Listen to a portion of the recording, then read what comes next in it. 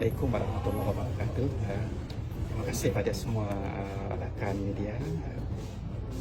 Pertama sekali saya ucapkan terima kasih kepada Fama Negeri Terengganu di atas usaha berterusan untuk mengatasi masalah kekurangan bekalan telur dari dalam negeri Terengganu dengan mengusahakan bekalan tempatan daripada negeri Melaka untuk dibawa masuk ke Terengganu dan diagihkan di outlet-outlet jualan Fama macam Agrobazar, Kedai Rakyat, dan termasuk yang terbaru adalah TEDC yang akan mengedarkan telur-telur yang dibekalkan oleh Fama daripada usahawan tempatan. Ini bukan telur Taminado ya, ini telur daripada tempatan kita di Malaysia yang diusahakan oleh pengusaha tempatan. Saya anggap ini sebagai satu langkah jangka pendek sebelum daripada kita mengorak langkah untuk penyelesaian jangka panjang. Buat masa sekarang ni kerajaan telah mengenal pasti sebidang tanah seluas kira-kira 300 ekar di kawasan Gong Kiong di Setiu untuk kita majukan sebagai hub industri ternakan ayam penelur. Dan kebetulan yang sama, sebenarnya syarikat yang mengusahakan ladang ayam penelur di Melaka ini mempunyai ladang ayam pedaging di negeri Terengganu. Jadi kita akan panggil untuk bincang supaya mereka kembangkan lagi daripada sektor penternakan ayam pedaging saja kepada sektor penternakan ayam penelur sekali. Untuk sekurang-kurangnya boleh cover, kalau tidak pun hanya negeri Terengganu, bagi pasaran Pantai Timur. Sebab sekarang ni di kawasan Pantai Timur belum lagi ada ladang ayam penelur secara komersial, dan kerajaan negeri bersedia untuk bekerjasama sebaiknya menyediakan infrastruktur, menyediakan tapak dan sebagainya, sebagaimana kita bekerjasama dengan pelabur-pelabur besar semua daripada ini seperti syarikat Medkomik untuk penanaman lada hitam. Jadi kita ada plan sementara sebagaimana yang dilakukan oleh Fama pada hari ini dan dalam pelan strategik pertanian negeri Terengganu ke arah food security negeri Terengganu. Kita bukan hanya nak bergantung kepada bekalan daripada luar, tapi negeri Terengganu sendiri kita nak jadi pengeluar yang menghasilkan makanan untuk negeri, dan kalau ada berlebihan boleh dikongsi dengan negeri-negeri lain.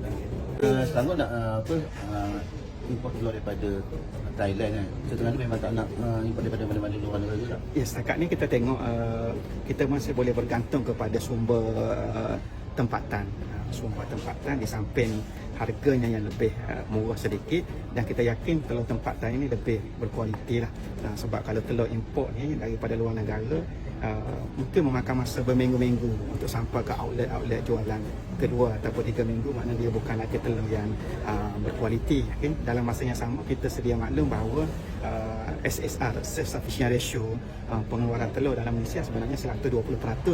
Kita sudah melebihi daripada keperluan, tetapi yang menjadi isu dan persoalannya telur ini diekspor ke luar negara, yang menyebabkan bekalan dalam negara kita mengalami ketidakcukupan dan terpaksa diimport daripada luar dan dijual pula di negara kita dengan harga yang lebih tinggi daripada harga telur tempatan. Saya melihat ini adalah isu utama yang perlu diselesaikan di peringkat kementerian, khususnya perbincangan dengan pengusaha-pengusaha dan pengekspor supaya ada satu jalan tengah yang boleh diambil. Jalan tengah, sebagaimana kita tahu, memang pengusaha mementingkan keuntungan harga. Ini di antara isu-isu utama yang akan mereka pegang. Tetapi kalau kita tengok, kita boleh jual telur import dengan harga yang lebih mahal kepada rakyat kita. Dalam masa yang sama telur kita dijual keluar, bermakna di situ ada banyak tanda soal yang timbul. Dan tanda soal inilah yang perlu diselesaikan oleh pihak kerajaan persekutuan lah, sebab dia bukan di bawah bidang kuasa kerajaan negeri. Adapun di peringkat negeri, kita terbuka dan bersedia untuk bekerjasama dengan pelabur. Di samping di Gong Kiong, di Setiu yang saya sebut tadi, kawasan yang telah kita kenal pasti untuk dimajukan dengan industri ternakan ladang ayam penelur, kita juga menyediakan TKPM, Taman Kekal Pengeluaran Makanan, khusus untuk zon ternakan unggas juga di Telaga Papan di Setiu, lengkap dengan infrastruktur yang sepatutnya, dan pemaju-pemaju dipersilakan. Setakat ni kita nampak peningkatan daripada jumlah ladang ternakan ayam pedaging memang meningkat. Data kita pada tahun 2019, 2020, 2021 dan 2022 menunjukkan peningkatan, dan yang terbaru ada sebuah ladang di Kampung Temala di Marang akan mula beroperasi ladang yang dibuat secara closed system. Jadi nampak dari segi ternakan ayam pedaging kita sudah boleh berdiri sama tinggi dengan negeri-negeri lain. Cuma ayam penelur saja yang perlu kita fokus dan berikan penekanan lebih. Gitu. Boleh dikatakan kilang pertama dalam wilayah Terengganu ke Kota Timur Ya. yang kilang ayam penelur tu. InsyaAllah kita berusaha kat lagi. Agaknya bagi dapat Saya akan panggil kita letakkan sekurang-kurangnya tahun 2023 ni kita berjaya meletakkan satu asas yang kukuh untuk kita bergerak ke hadapan. Dan perkara-perkara begini dia bukan diusahakan oleh kerajaan negeri sebab dia perlu masuk pada sektor bisnes dan komersial. Sebab itulah kita pelabur-pelabur, kerjasama pelabur dan anak syarikat kerajaan negeri seperti TADC yang fokus dalam sektor pertanian memang sedia untuk bekerjasama. Dan ayam penelur tu kita nak kata bila sebab tu. Saya letakkan asas tahun 2023 kita perlu meletakkan asas yang kukuh. Maksudnya Bermula. baru nak mula ke baru dalam nak- beroperasi. baru Maksudnya nak sekarang ni di tingkat mana? Sekarang ni di peringkat kerajaan negeri baru kena pasti tapak dan kita akan undang pelabur, kita bincang dan kita rasanya berada dalam posisi yang betul sebab sebagaimana yang saya sebut pengusaha ladang ayam penelur yang ada di Melaka itu mereka mempunyai ladang ayam pedaging di Terengganu.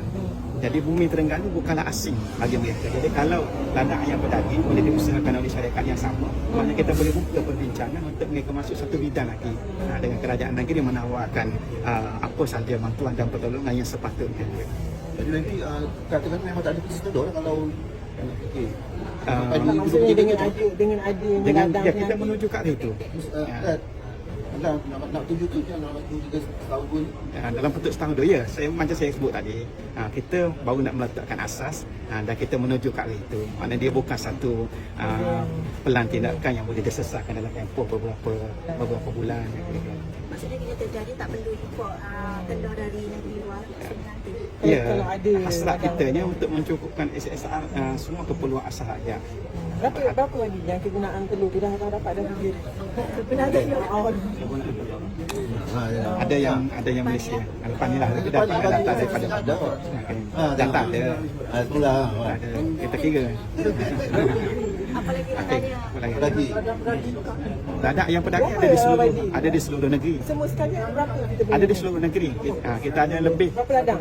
136. Seluruh ladang. Malah Ayam kita pedaging. kita pernah capai 141 ladang pada tahun 2020, turun sikit kerana PKP, 103 turun sikit dan naik balik. Naik Tu balik sampai cover berapa persen daripada 6 dalam 65%. 65%. Kenapa kita tak pernah ada ladang penelur? Ladang yang benar. Dia orang tak minat. Kenapa tu apa yang telah berlalu biarkan berlalu. Kita tengok ke hadapan. Jadi bagi cakap 2023 pertengahan ke dah hujung. InsyaAllah pertengahan. Pertengahan ya. Okey. Bukan beroperasi lah. Masih kita baru nak Mula. Oh, jangan salah pula. Jangan salah kod pula.